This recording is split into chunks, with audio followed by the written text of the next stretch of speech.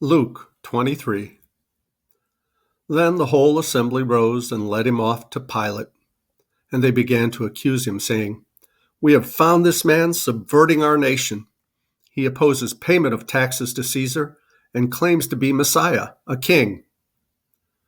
So Pilate asked Jesus, "Are you the king of the Jews?" "You have said so," Jesus replied. Then Pilate announced to the chief priests and the crowd, "I find no basis for a charge against this man."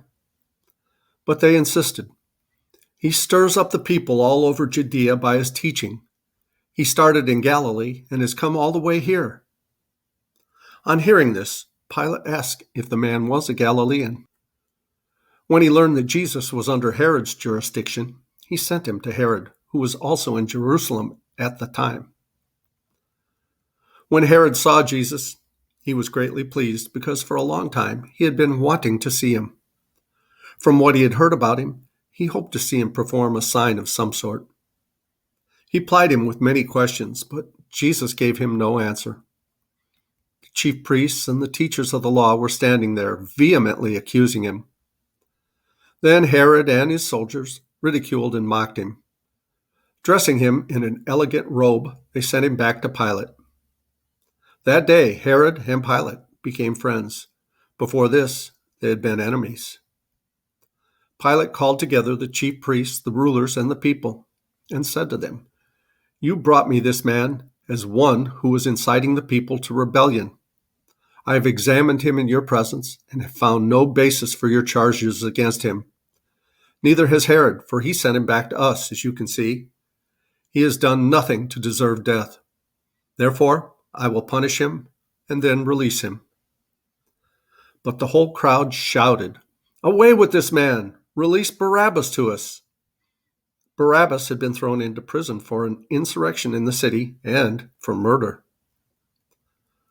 Wanting to release Jesus, Pilate appealed to them again, but they kept shouting, "Crucify him! Crucify him!"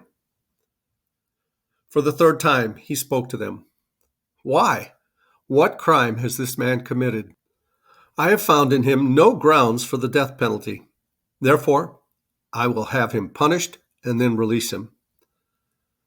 But with loud shouts, they insistently demanded that he be crucified, and their shouts prevailed. So Pilate decided to grant their demand. He released the man who had been thrown into prison for insurrection and murder, the one they had asked for, and surrendered Jesus to their will. As the soldiers led him away, they seized Simon from Cyrene, who was on his way from the country, and put the cross on him and made him carry it behind Jesus. A large number of people followed him, including women who mourned and wailed for him. Jesus turned and said to them, "Daughters of Jerusalem, do not weep for me. Weep for yourselves and for your children. For the time will come when they will say, 'Blessed are the childless women, and the wombs that never bore, and the breasts that never nursed.'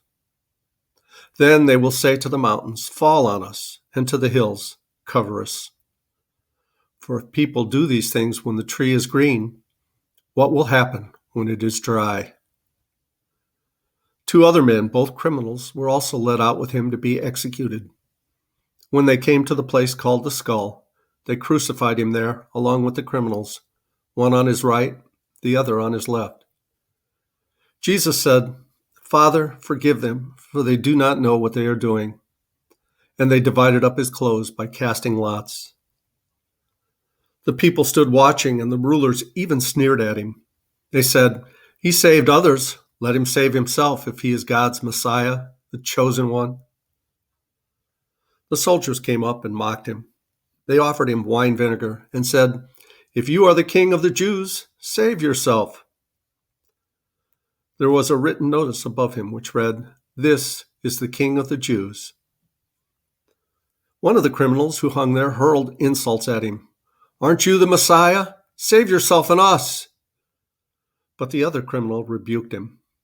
"Don't you fear God," he said, "since you are under the same sentence? We are punished justly, for we are getting what our deeds deserve. But this man has done nothing wrong."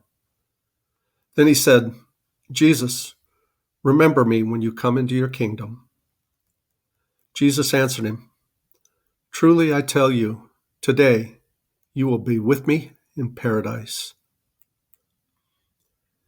It was now about noon, and darkness came over the whole land until 3 in the afternoon, for the sun stopped shining, and the curtain of the temple was torn in two. Jesus called out with a loud voice, "Father, into your hands I commit my spirit." When he had said this, he breathed his last.